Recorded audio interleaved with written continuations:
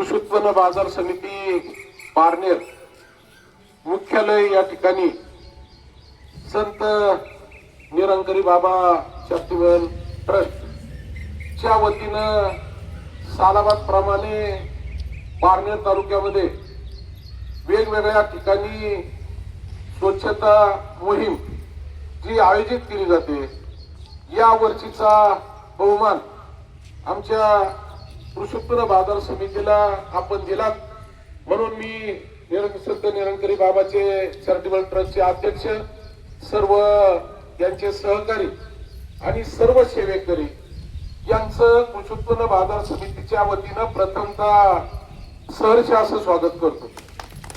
आणि खरं तर आम्ही काहीच उपकार केले नाहीत, तुमचे पाय या बाजार समितीला लागले ही आमच्या दृष्टीनं अभिमानाची गोष्ट आहे। वास्तविक पाहता महाराष्ट्र शासनानं, केंद्र शासनानं स्वच्छता अभियान फार मोठ्या प्रमाणामध्ये राबवलं, परंतु ते ज्यादा करून फोटो सेशन पुरतच उरलं। कारण खरंच ही स्वच्छता व्हायची असती, मनातून जी व्हायची असती ते आपलं मंडळ करते, याचा सार्थ अभिमान आमच्या पारनेरकरांना निश्चितपणानं आहे। आणि या भाविक भक्तमय वातावरणामध्ये आपण काय 2-4 दिवस या ठिकाणी कार्यक्रम करणार आहात। उद्या रॅलीच्या स्वरूपात असेल, 28 तारखेला या ठिकाणी ज्ञानदानाचं पवित्र काम होणार आहे आणि अन्नदान देखील आपण करणार आहात। फार मोठा विषय आहे। आमच्या बाजार समितीमध्ये या ठिकाणी अन्नदान होतंय आणि या ठिकाणी पिंपळकर साहेबांनी सांगितलं का तुम्हाला ज्या काय अडचणी या पुढच्या 4 दिवसामध्ये येतील ते आम्हाला सांगा, कारण सातत्यानं तुम्हाला सांगायला या ठिकाणी आनंद होतोय का तुम्ही पारनेर बाजार समितीची भरभराटीची सदिच्छा शुभेच्छा दिल्या। आम्ही टाकळी डोकेश्वर मध्ये उपबाजार चालू करतोय, तुमच्या सदिच्छा शुभेच्छा नक्कीच कामाला येतील आणि तुमचं शब्द हे पूर्ण करण्यासाठी आम्ही नेहमी कटिबद्ध आहोत। पारनेर तालुक्याच्या बाजार समितीचा नावलौकिक जिल्ह्यामध्ये नव्हे तर महाराष्ट्रामध्ये कशा पद्धतीने वाढेल अशा पद्धतीचं काम आम्ही निश्चितपणानं करणार आहोत। तुम्ही जो हा कार्यक्रम घेऊन आमचा आत्मविश्वास या ठिकाणी बळावला त्याबद्दल मनापासून तुमचं अभिनंदन करतो।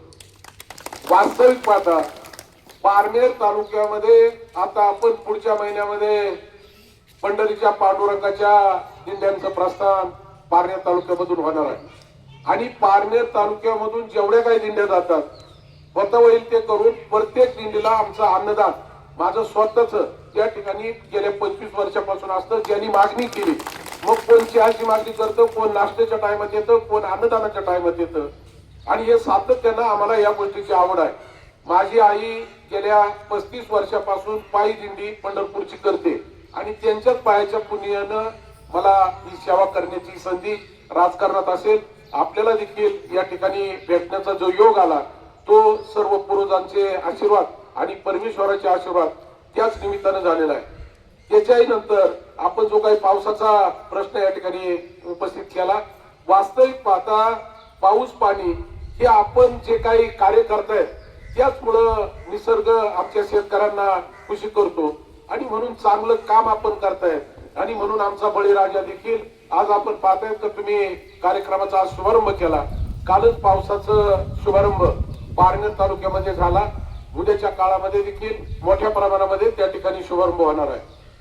हे सर्व करत असताना आमच्या वारकऱ्यांना सातत्यानं पावसाशी उन्हाशी संघर्ष करावा लागतो, म्हणून गेल्या 4-5 वर्षापासून मी स्वतः आमचं परिधान म्हणून या ठिकाणी कापड दुकान आहे आणि त्या माध्यमातून प्रत्येक वारकऱ्याला कागद देण्याची भूमिका आम्ही सातत्यानं राबवली।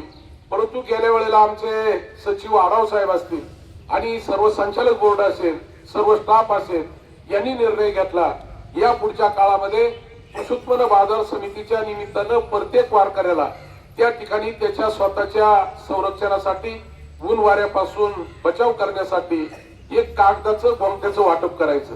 ते कागद गोंगटाच का, त्या ठिकाणी आम्ही रेनकोट देखील देऊ शकतो, परंतु कागदाचा विषय असा आहे का वारकऱ्यांच्या कपडे त्या गाडीमध्ये असतात, मग त्याच्यामध्ये बाकीचं सगळं वस्तू असतो आणि पाऊस एक 5-10 मिनिटं आला तर आमचा वारकरी भिजतो, म्हणून तो कागद हातामध्ये ठेवून तो डोक्यावर घेता येतो. आणि ज्या वेळेला नाश्त्याला चहाला बसायची व्यवस्था कुठं नसते, ढेकळातही बसावं लागतं. कागद टाकला लगेच बैठक झाली.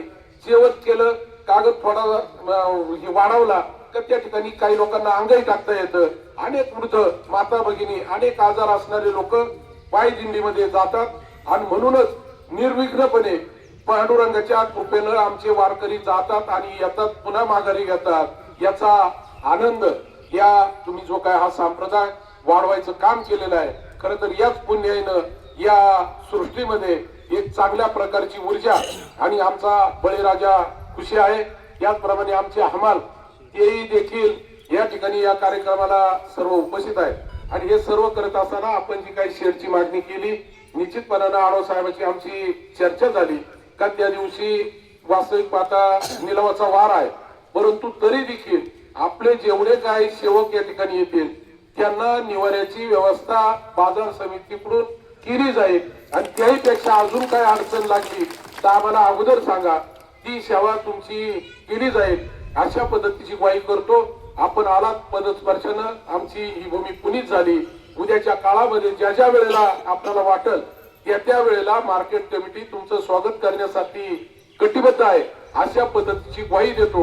पद येतात जातात, परंतु तरी देखील सांगतो मी सेवा सातत्याने करतो. उद्या पदावर असेल किंवा नसेल तरी देखील आपण सांगितलेलं काम निश्चित या पुढच्या काळामध्ये केलं जाईल अशी ग्वाही देतो. आणि महाराजांचं तुमचं सर्वांचं मनापासून सहर्ष असं स्वागत करतो. थांबतो. रामकृष्ण.